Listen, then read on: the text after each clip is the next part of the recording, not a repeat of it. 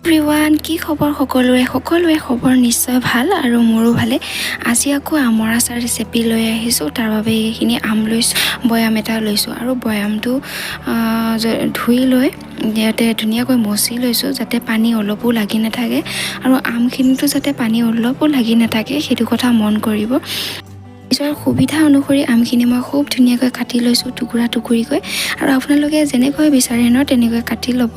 এতিয়া নিমখ 5 চামুচমান দি ভালদৰে মিক্স কৰি দুদিনৰ কাৰণে ৰাখি থ'ম এয়া হ'ল দুদিনৰ পিছত চালনী এখন উলিয়াই লৈছোঁ ইফালে আকৌ বয়ামৰ পৰা আমখিনি উলিয়াই লৈছোঁ নিমখৰ পানী বহুতখিনি ওলাইছে দেখিছে ন আমখিনিও ধুনীয়াকৈ কোমল হৈ গৈছে এতিয়া আকৌ হালধি 2 চামুচ নিমখ 2 চামুচ দি ভালদৰে মিক্স কৰি এই চালনীখনতে ধুনীয়াকৈ এডোখৰকৈ মেলি দিম ইয়াতে ভোট জলকীয়াও 4-5টা মান দি এতিয়া ৰ'দত দিমগৈ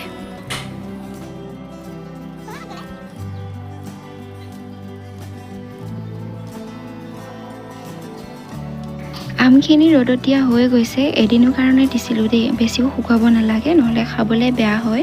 এইটো জোখতে ধুনীয়া হৈ যায় এয়া মিঠি গুটি কালজিৰা বগা জিৰা সৰিয়হ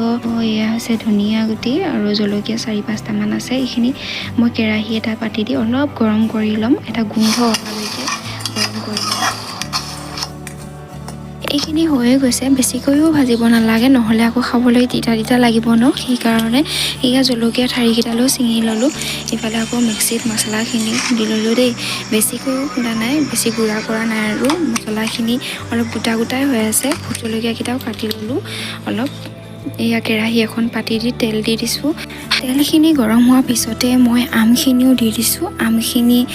অলপ সময় গৰম হ'ব দি মই ইয়াতে ভোট জলকীয়াকেইটাও দি দিছোঁ কাটি ৰখা ভোট জলকীয়াকেইটা দি পেলাই নিমখ 2 চামুচ দিছোঁ অলৰেডি মই নিমখ ৰ'দত দিওঁতেও দিছিলোঁৱে সেইকাৰণে 2 চামুচে দিছোঁ হৈ যাব আৰু এইফালে মছলাখিনিও দি দিছোঁ মছলাখিনি দিয়াৰ পিছতে মই গেছৰ ফ্লেমটো পুৰা ল' কৰি ৰাখিছোঁ আৰু ইয়াতে ৰেড চিলি দি দিম ৰেড চিলি সৰু পেকেট এটা গোটেইটোৱে দিছোঁ যাতে আমৰ আচাৰ কালাৰটো খুব ধুনীয়াকৈ আহে আৰু নিদিলেও কোনো কথা নাই দেই এইফালে আকৌ ভিনেগাৰ 2 চামুচ দিছোঁ একদম লাষ্ট টাইমত দিছোঁ মই ভিনেগাৰ 2 চামুচ যাতে বহুত দিনলৈ আচাৰখিনি ভাল হৈ থাকে সেইকাৰণে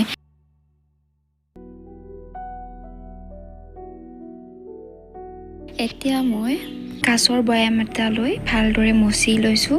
বয়ামটো মই আগতে ধুই ৰ'দত থৈ দিছিলোঁ কিন্তু ভয় লাগে ন আকৌ পানী লাগি থাকিব পাৰে বুলি সেয়েহে আকৌ এবাৰ মচি ল'লোঁ মই বয়ামত ভৰালোঁ ইমানখিনিয়ে হ'ল মোৰ আচাৰ উলিয়াওঁতে এটা কথাই চাব যাতে সেই চামুচখনত পানী অলপো লাগি নাথাকে মই যেনেকৈ বনাইছোঁ তেনেকৈ এবাৰ বনাই চাওক বহুত দিনলৈ